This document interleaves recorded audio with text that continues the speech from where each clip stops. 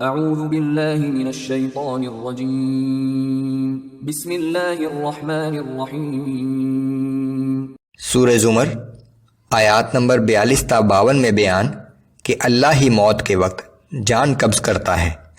قیامت کے روز کسی جھوٹے معبود کی سفارش کام نہیں آئے گی۔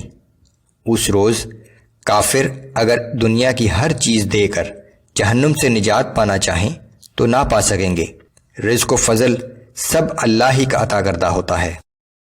اعوذ باللہ من الشیطان الرجیم۔ اللہ يتوفى الانفس حین موتها والتي لم تمت في منامها۔ اللہ ہی ہے جو موت کے وقت جان قبض کر لیتا ہے، اور جس کے مرنے کا وقت ابھی نہیں آیا اس کی جان نیند میں قبض کر لیتا ہے۔ فَيُمْسِكُ الَّتِي قَضَى عَلَيْهَا الْمَوْتَ وَيُرْسِلُ الْأُخْرَى إِلَىٰ أَجَلٍ مُّسَمًّى۔ پھر جن کی موت کا فیصلہ ہو چکا ہو ان کی جان کو تو روک لیتا ہے اور دوسری جانوں کو ایک مقررہ وقت تک کے لیے واپس بھیج دیتا ہے۔ ان فی ذلک لآیات لقوم یتفکرون۔ غور و فکر کرنے والوں کے لیے اس میں بہت سی نشانیاں ہیں۔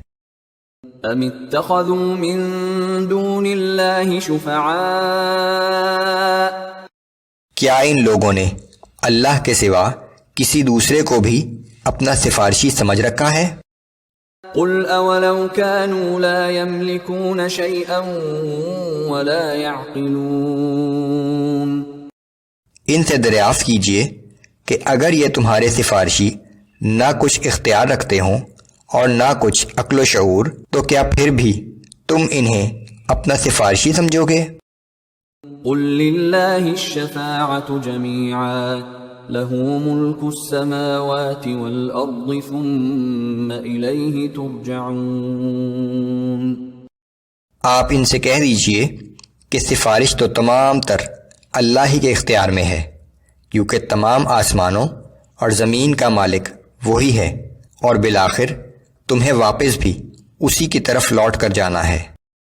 وَإِذَا ذُكِرَ اللَّهُ وَحْدَهُ اشْمَأَزَّتْ قُلُوبُ الَّذِينَ لَا يُؤْمِنُونَ بِالْآخِرَةِ وَإِذَا ذُكِرَ الَّذِينَ مِن دُونِهِ إِذَا هُمْ يَسْتَبْشِرُونَ۔ اور جب اکیلے اللہ کا ذکر کیا جاتا ہے تو جن لوگوں کو آخرت پر کامل یقین نہیں ہے ان کے دل متنفر ہو جاتے ہیں، اور جیسے ہی اللہ کے سوا دوسروں کا ذکر کیا جاتا ہے تو یکایک ان کے دل خوشی سے لبریز ہو جاتے ہیں۔ قل اللہم فاطر السماوات والارض عالم الغیب والشہادة انت تحکم بین عبادک فیما كانوا فیہ یختلفون۔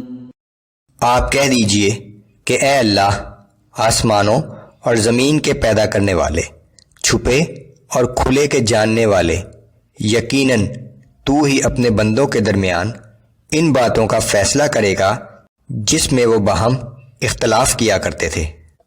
وَلَوْ أَنَّ لِلَّذِينَ ظَلَمُوا مَا فِي الْأَرْضِ جَمِيعًا وَمِثْلَهُ مَعَهُ لَافْتَدَوْا بِهِ مِن سُوءِ الْعَذَابِ يَوْمَ الْقِيَامَةِ۔ اگر ان ظالموں کے پاس وہ سب کچھ ہو جو زمین میں ہے اور اتنا ہی اور بھی ہو تو یہ لوگ قیامت کے دن بدترین عذاب سے بچنے کے لیے یہ سب کچھ فدیے میں دینے کے لیے تیار ہو جائیں گے۔ وَبَدَا لَهُم مِّنَ اللَّهِ مَا لَمْ يَكُونُوا يَحْتَسِبُونَ۔ اور اس دن اللہ کی طرف سے ان کے سامنے وہ کچھ آئے گا جس کا وہ وہم و گمان بھی نہ رکھتے تھے۔ وَبَدَا لَهُمْ سَيِّئَاتُ مَا كَسَبُوا وَحَاقَ بِهِم مَّا كَانُوا بِهِ يَسْتَهْزِئُونَ۔ جو اعمال وہ کرتے رہے تھے ان کے برے نتائج ان کے سامنے آ جائیں گے، اور جس عذاب کا وہ مذاق اڑایا کرتے تھے وہی عذاب انہیں گھیر لے گا۔ فإذا مس الإنسان ضر دعانا ثم إذا خولناه نعمة منا قال إنما أوتيته على علم. جب انسان کو کوئی تکلیف پہنچتی ہے تو ہمیں پکارنے لگتا ہے، پھر جب ہم اپنی طرف سے اسے کوئی نعمت عطا کر دیتے ہیں تو وہ کہنے لگتا ہے کہ یہ نعمت تو مجھے میرے علم و قابلیت اور تدبیر کی وجہ سے ملی ہے. بل هي فتنة ولكن أكثرهم لا يعلمون. حالانکہ یہ تو ایک آزمائش ہے مگر اکثر لوگ اس بات کو نہیں سمجھتے.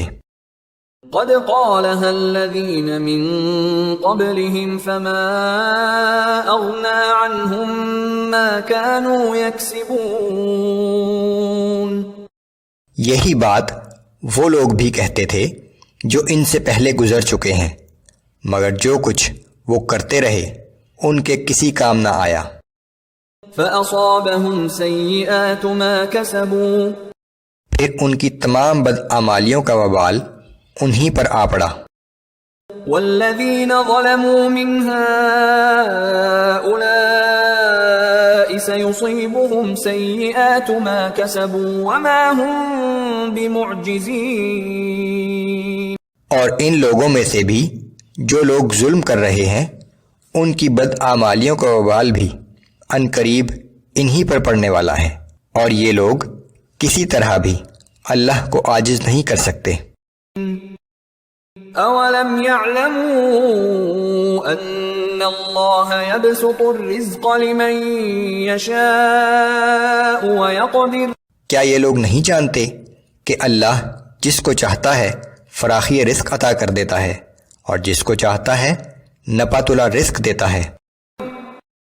ان فی ذلک لآیات لقوم یؤمنون. بے شک اس میں ایمان لانے والوں کے لیے بڑی نشانیاں ہیں.